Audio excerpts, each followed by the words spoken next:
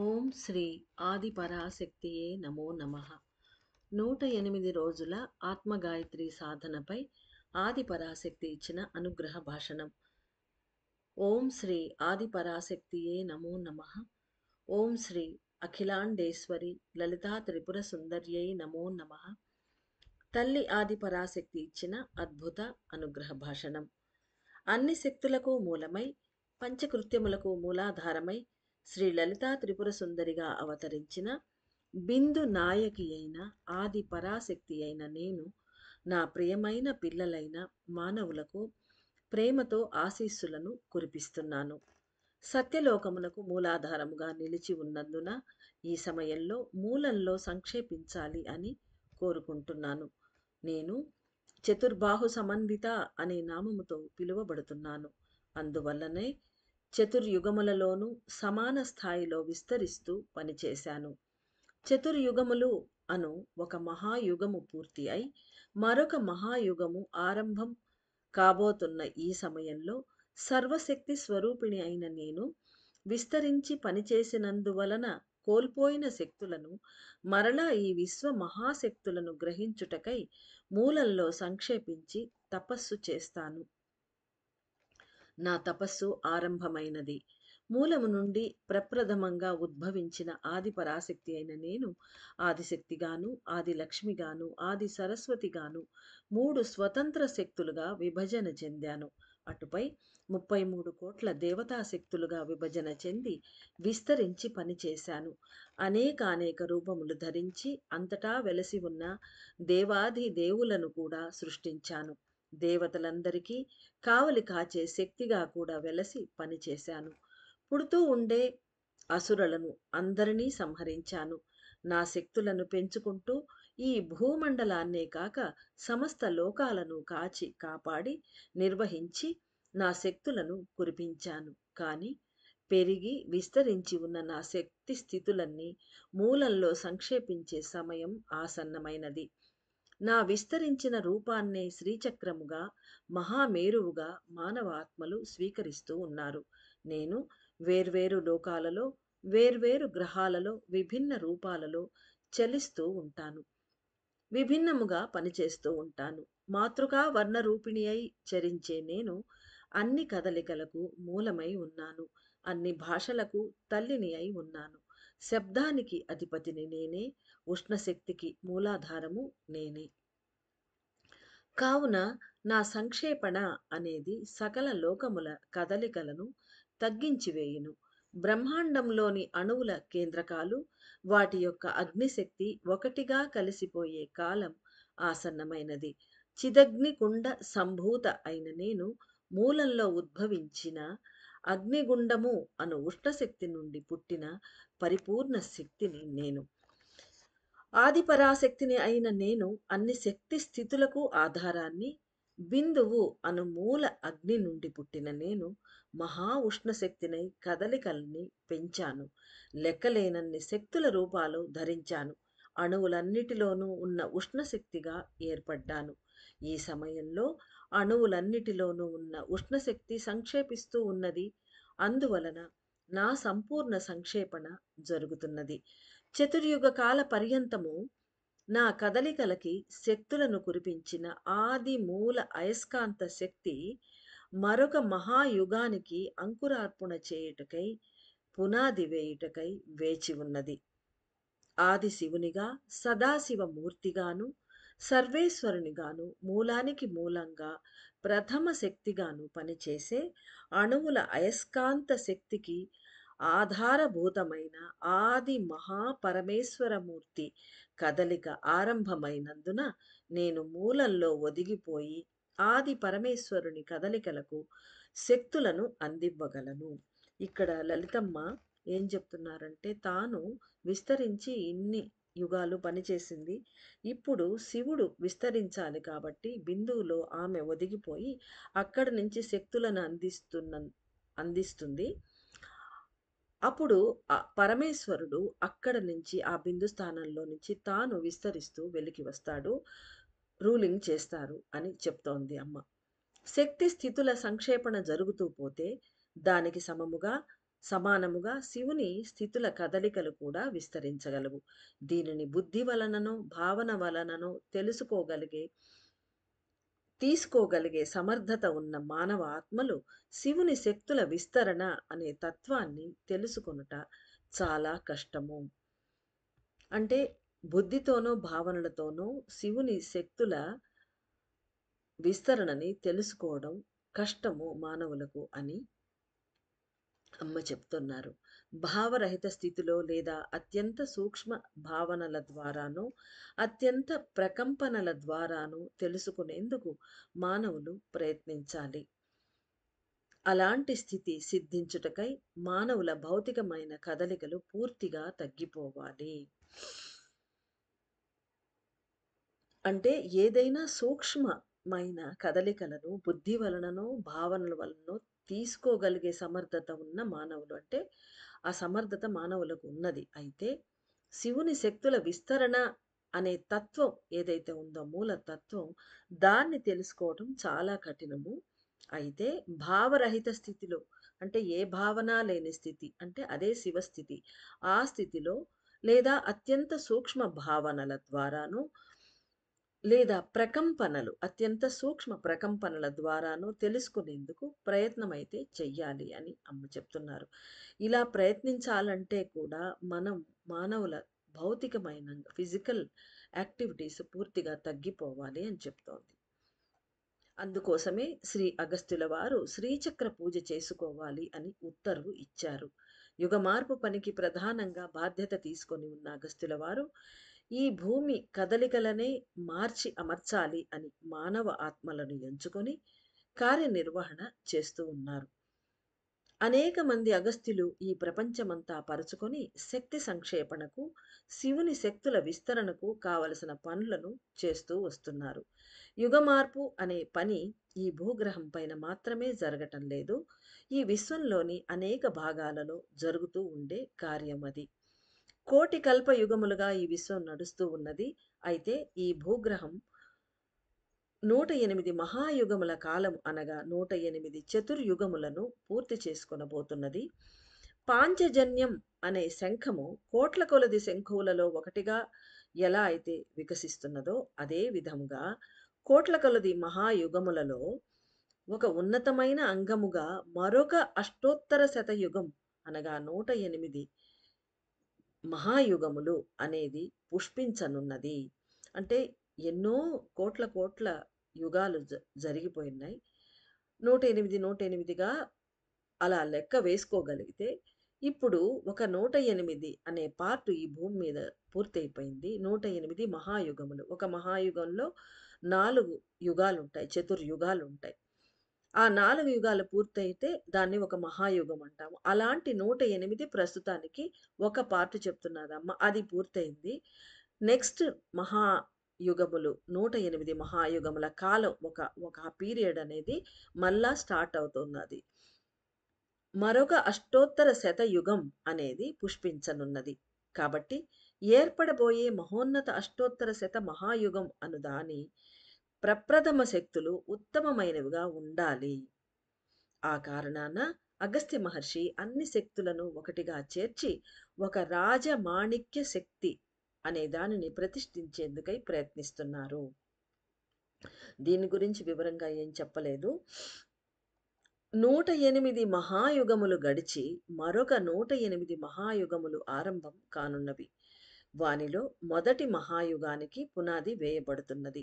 మొదటి మహాయుగములో మొదటిదైన సత్యయుగము వికసించుటకై అత్యంత తీవ్రమైన శక్తులు కలిగిన పునాదిని వేయవలసి ఉన్నది. ఆది పరాశక్తిని అయిన నేను సంపూర్ణంగా మూలంలో ఒదిగిపోయినప్పుడు మాత్రమే పునాది అనేది బలపడగలదు. దానికి అనుగుణంగా ఎంపిక చేసుకోబడిన మానవ ఆత్మలతో అనగా చూజన్ సోల్స్ ఆత్మలతో కలిసిపోయి శ్రీచక్ర ధ్యానము అను సాధన జరపబడాలి అని అగస్త్య మహర్షుల వారు తెలియజేశారు. ఎంతమంది మానవ ఆత్మలచే ఈ శ్రీచక్ర ధ్యాన సాధన స్వీకరించబడుతున్నదో అంత మేరకు ఉదయించుచున్న అష్టోత్తర శత చతుర్యుగములు అనగా రాబోతున్న 108 మహాయుగములకు సరిపడే భూమి యొక్క భ్రమణము దానిపై జీవించే జీవుల కదలికలకు కావలసిన మహాశక్తులు లభిస్తాయి. ఆత్మగాయత్రి నోముగా పుష్పించి ఆత్మగాయత్రి సాధనగా వికసించనున్న అనేక చతుర్యుగములుగా ఋషులచే ప్రణాళిక ఆత్మగాయత్రి సాధనగా వికసించనున్న ఈ పూజ అనేది చతుర్యుగములుగా ఋషులచే ప్రణాళిక వేయబడి చేయించబడుతూ ఉన్నది. ఈ లోతైన సత్యాన్ని తెలుసుకోవాలి. భూమిపై జీవించే మానవులు ఆది పరాశక్తి అయిన నా సంపూర్ణ సంక్షేపణకు తగినటువంటి ఆత్మగాయత్రి సాధన అనబడు శ్రీచక్ర ధ్యాన సాధన చేయలేరు. అంటే ఆది పరాశక్తి ఈ లలితాంబ ఈ రాజరాజేశ్వరి పూర్తిగా సంక్షేపించి బిందువులోకి వెళ్ళాలి అంటే మనం చేసే ఆత్మగాయత్రి సాధన శ్రీచక్ర ధ్యాన సాధన అది సరిపోదు. దానికి తగ్గట్టుగా మనం చేయలేమంటున్నారు అమ్మ. కాబట్టి మీ శరీరాన్ని మాత్రమే ముందుకు వచ్చి అర్పణ చేయండి. అగస్త్యుల వారే అనేక రూపాలను ధరించి ప్రతి ఒక్కరి దేహములోనూ నివసించి నా సంక్షేపణకు కావలసిన కార్యనిర్వహణ 108 దినముల వరకు చేయగలరు. అంటే మనము మనుషులం చేసే ఆత్మగాయత్రి సాధన అనేది ఈ శ్రీచక్ర ధ్యాన సాధన మనం చేస్తాం. శరీరంతో చేస్తాం. కానీ దాని ద్వారా వచ్చే శక్తులనేవి అంత ఆది పరాశక్తి యొక్క సంక్షేపణకు అసలు సరిపోవు. కాబట్టి సాక్షాత్తు అగస్త్యుల వారే ఒక్కొక్క శరీరంలోకి దిగి, ఎందుకంటే ఆయనకు శరీరం అనే సాధనం కావాలి కాబట్టి అందులో దిగి మన చేత ఆయన పూజలు చేయించి ఆ శక్తులను మన ద్వారా విస్తరింపజేసి అమ్మ లలితాంబ సంక్షేపణకు అందిస్తారు. అగస్త్యుల వారే అనేక రూపాలను ధరించి ప్రతి ఒక్కరి దేహములోనూ నివసించి నా సంక్షేపణకు కావలసిన కార్యనిర్వహణ 108 దినముల వరకు చేయగలరు. నా సంక్షేపణను గురించిన అర్థమును తెలుసుకొనుట మానవ మేధస్సుకు అందని విషయము. ఈ విషయాన్ని అందరూ గ్రహించాలి. ఎందుకంటే మూలంలో నా సంక్షేపణ జరిగేలా చూచుట ఏ ఒక మనిషికి సాధ్యం కాదు.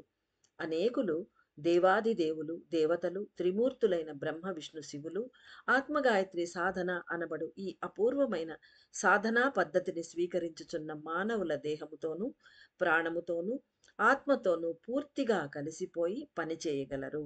అగస్త్యుల వారు మాత్రమే కాలభైరవుని సహాయంతో ఆత్మలింగను పూజను పూర్తి చేసుకున్న మానవుల శిరసులలో నిలిచి వారి ప్రాణములతో కలిసిపోయి పనిచేసి ఉన్నారు. కాబట్టి అగస్త్య మహర్షియే మీ దేహములో నిలిచి మరల శిరసులో ఉన్న జీవాణువు యొక్క గూటిలో నిలిచి మహాయాగమును నిర్వహించగలరు. బిందువు అనే అగ్నిగుండం యొక్క సమీపంలో కూర్చుని ప్రతి ఒక్కరి శిరసు కేంద్రంలో ఒక మహోన్నతమైన కార్యమును చేయబోతున్నారు. వారి ఆత్మశక్తుల సహాయంతో ఆయన చేసే మహోన్నత కార్యముల ద్వారానే ఆది పరాశక్తి అయిన నేను సంపూర్ణంగా సంక్షేపం పొందుతాను. ఆత్మ గాయత్రి సాధన అనేది ఒక ఉన్నతమైన తపస్సు. దీనిని చేసేవారు సాధారణమైన మానవులు కారు. సర్వదేవతా శక్తులను తనలో కలిగి ఉన్న అగస్త్యుల వారు తమ జీవాణువు గూటిలో నిలిచి పనిచేసేందుకు అనుమతించేవారు పైలోకాలలోని అనేక దశలను ఒకేసారి దాటగలరు. ఇక్కడ చాలా పెద్ద విషయాన్ని క్లుప్తంగా అమ్మ చెప్పారు. సర్వదేవతా శక్తులను తనలో అగస్త్యుల వారు కలిగి ఉన్నారు. అలాంటి అగస్త్యుల వారు మన ఈ శ్రీచక్ర పూజ నిర్వహించే మానవుల ప్రాణశక్తి అనగా జీవాణువు యొక్క గూడు ఉంటుంది. ఆ గూటిలో ఆయన ప్రవేశిస్తారు. అలా ప్రవేశించడానికి సంపూర్ణంగా సమర్పించుకోవాలి మనల్ని మనం. అంటే మనము పర్మిషన్ ఆయనకి ఇవ్వాలి. అంటే మీరు ఎలా అనుకుంటే అలా నా జీవాణువు గూటిలో నిలిచి లలితమ్మ అయిన ఆదిపరాశక్తి సంక్షేపణకు పని చేయండి అని ఆయన్ని లోపలికి ఆహ్వానించాలి. మనం అనుమతించాలి.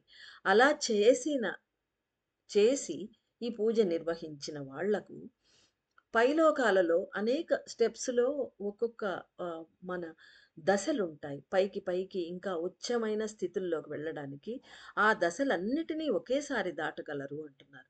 అంటే అగస్త్యుల వారిని మనం మన జీవాణువు గూటిలో ఉండేందుకు మనస్ఫూర్తిగా అనుమతించి పూజ చెయ్యాలి. అలా చేసినప్పుడు మనకు ఇలాంటి ఒక హై స్పిరిచువల్ స్టేట్ అనేది వస్తుంది అంటున్నారు అమ్మ. ఆ ఆత్మల యొక్క పరంపర అంతా ఈశ్వరునిచే స్వీకరించబడును. ఈ అంటే మన వంశ పరంపర మొత్తం ఈశ్వరుడు వాళ్ళను తన ఒడిలోకి చేర్చుకుంటాడు.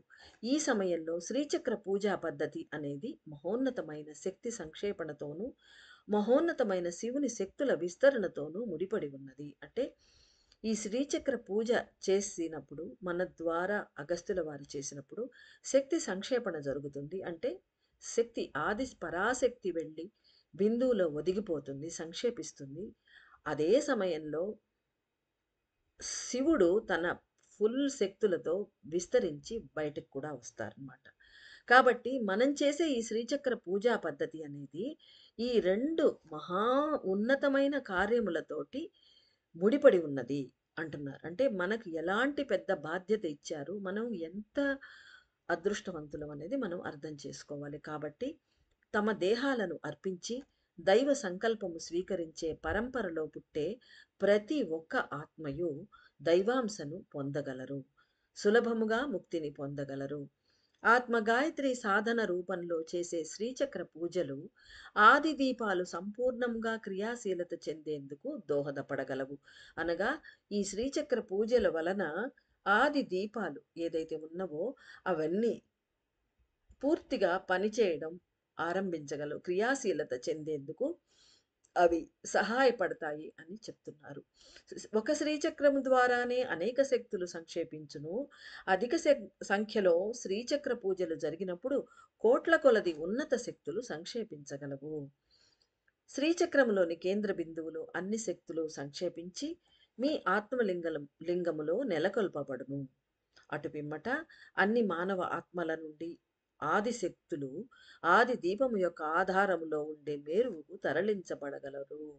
అంటే మన ప్రతి ఆత్మలోనూ ప్రాణశక్తి రూపంలో ఉండే ఆదిశక్తి బయటకు వస్తుంది. ఎందుకు? బిందు స్థానంలో సంక్షేపించడానికి. అలా అయ్యాక ఆత్మలింగంలో అదే బిందువు అనుకుంటే, ఎందుకంటే శ్రీచక్రం మధ్యలో దాన్ని పెడతాము. అందులో ఆదిశక్తులందరూ ఒక్కొక్క మానవుని ఆత్మ ఆహ్, ఆ లోపల నుంచి ప్రాణ గూటిలో నుంచి బయటకొచ్చి ఆత్మలింగాల్లో నెలకల్పబడతారు. అనేక వేల మంది ఆదిశక్తులు. ఆ తర్వాత మానవ ఆత్మల నుండి ఆదిశక్తులు ఆది దీపం యొక్క ఆధారములో ఉండే మేరువుకు తరలించబడగలరు. అంటే అక్కడ నుంచి ఆత్మలింగం నుంచి మళ్ళా ఈ ఆదిశక్తుల అందరినీ మానవ ఆత్మల నుండి విడదీసి ఆది దీపం యొక్క మూలాధారంలో ఉండే మహామేరువు ఉంటుందక్కడ. ఆ మేరువుకు ట్రాన్స్‌ఫర్ చేయబడతారట. తరువాత ఒకటిగా ఏర్పరచబడి అంటే అందరూ ఒక్కటిగా అన్ని శక్తులను ఒకటిగా చేసి మహామహిమాన్విత శక్తి మండల గోపురం యొక్క మూల కేంద్రంతో అనుసంధానించబడును. అటుపై కేంద్రము యొక్క మూల బిందువులో నా అన్ని శక్తులు పోగు చేయబడును. నా అన్ని శక్తులు ఒకే చోట కేంద్రీకృతమైన తర్వాత నేను గాఢమైన తపస్సులోకి వెళ్ళిపోతాను. అదే సమయంలో సదాశివుడు విస్తరించగలడు. ఎప్పుడైతే అమ్మ తపస్సులోకి వెళ్ళిపోతుందో, అన్ని శక్తులను పోగు చేసుకొని ఒకే చోటకు వెళ్ళిపోతుందో, అదే సమయంలో పరమేశ్వరుడు ఆయన సదాశివుడు రూపంలో బయటికొస్తారట. ఆయన విస్తరణను స్పష్టంగా మీరు తెలుసుకోగలరు. శక్తి యొక్క సంక్షేపణ, సదాశివుని మూలము యొక్క విస్తరణ 2 ఒకేసారి జరగగలవు. ఈ విశ్వంలోని మహోన్నతమైన గొప్ప కదలికకు ఒక రూపముగా ప్రకాశించే శ్రీచక్ర పూజ అను ఆత్మ గాయత్రి సాధనను అందరూ చేయాలి. మరొక 108 మహాయుగముల కాలము దివ్యంగా వికసించి దాని ఆఖరు కాలము వరకు ఈ భూగ్రహం పటిష్టంగా, సక్రమంగా, ఉన్నతంగా భ్రమణం చెంది అనగా ఈ మండలమంతా ఈ భూమి గ్రహము ఏదైతే ఉందో అది కదిలి మహాశక్తులను వెలికి వ్యక్తపరిచి ఈ భూమిపై జీవించే జీవరాశులన్నీ సంతోషంగా జీవించుటకు కావలసిన బలమైన మద్దతు కావాలి. అంటే ఈ విశ్వంలో ఉండే మహోన్నతమైన ఎన్నో కదలికలున్నాయి. అందులో వాటికి ఒక రూపంగా శ్రీచక్రం అనేది ఏర్పడింది. దాని పూజను ఆత్మగాయత్రి సాధన రూపంలో అందరినీ చేయమంటున్నారు. ఎందుకంటే మరొక 108 యుగాలు స్టార్ట్ అవుతున్నాయి. అది మొదలై అది దివ్యంగా వికసించి ఆఖరు వరకు అంటే 108 ఇంటూ 4 యుగముల కాలం ఆఖరు వరకు ఈ భూగ్రహం బలంగా, పటిష్టంగా, సక్రమంగా కదిలి భ్రమ భ్రమి భ్రమణం చెంది ఆ శక్తులు, మహాశక్తులను ఈ భూమి వ్యక్తపరిచి, ఆ తర్వాత దీనిపై నివసించే జీవరాశులన్నీ సంతోషంగా జీవించాలి. దానికి సహాయం కావాలి. కాబట్టి, ఈ శ్రీచక్ర పూజ అనబడే ఆత్మగాయత్రి సాధనను అందరూ చెయ్యాలి అని అమ్మ కోరుకుంటున్నారు. పలు యుగములకు మీ శరీరము, ప్రాణము, ఆత్మ మొదలగు 3 విభిన్న శక్తులను సంపూర్ణ సమర్పణ చేయండి. అంటే అనేక యుగాల కోసం మన శరీరాన్ని, ప్రాణం, ఆత్మ ఈ 3 వేర్వేరు శక్తులను సంపూర్ణంగా పూర్తి మనసుతో సమర్పణ చేయమని అమ్మ అడుగుతున్నారు. మీ సాధన అనేది భగవంతుని యొక్క విశ్వ గ్రంథాలలో లిఖించబడగలదు. ఎక్కడైతే అంతరిక్షంలో ఆ సటిల్ ఆహ్, అక్కడ మహాగ్రంథాలు నిక్షిప్తం చేయబడి ఉన్నాయో అంటే భగవంతుడి లైబ్రరీలో, అక్కడ మన సాధన గురించి కూడా ఒక డాక్యుమెంట్ లిఖిస్తారట. పలానా వాళ్ళు చేశారు ఈ యుగంలో అని. ఇక మీకు లభించే పుణ్యాలు మహాసంపదలుగా ఏర్పడగలవు. ఏ యుగంలో అయినా మరలా జన్మనెత్తినా లేదా మీ వంశంలో జన్మించిన వారి ఆత్మలకు ఈ పుణ్యశక్తి ప్రవహిస్తూ పోయే గంగా నది శక్తులకు సమానంగా లభించును. ఈ బ్రహ్మాండమైన విషయాన్ని మీరు అర్థం చేసుకోలేరు, తెలుసుకోను లేరు. ఎందుకంటే ఇది వెర్బల్‌గా మనం వింటూ ఉన్నాము, చదువుతూ ఉన్నా కూడా మనకు అది బోధపడదు.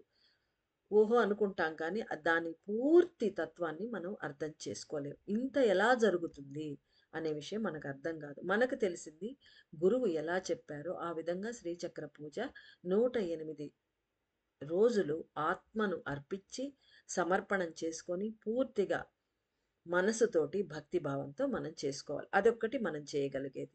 శక్తి యొక్క సంపూర్ణ సంక్షేపణకు సహాయపడుట అనేది మీ బాధ్యత అయి ఉన్నది.